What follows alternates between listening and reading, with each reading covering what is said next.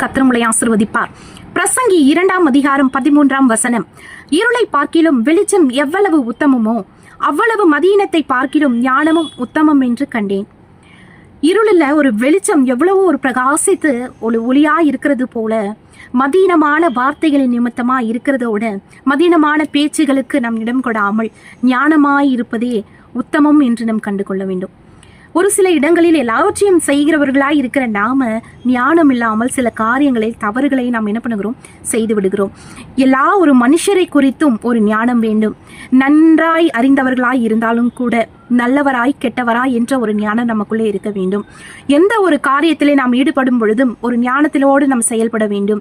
இது நிமித்தம் யாருக்காவது ஒரு பாதிப்பு வருமா, இது நிமித்தம் யாராவது மனுஷர்களுடைய இருதயத்திலே சஞ்சலப்படுகிற காரியங்களை நான் பேசிவிடுவேனோ என்று சொல்லி ஞானமாய் நடக்க வேண்டுங்க. அதின் காலத்திலே தேவன் எல்லாவற்றும் அந்த ஞானத்தினாலே நம்மளை நிரப்பி நடத்துவாராக. Praise the Lord.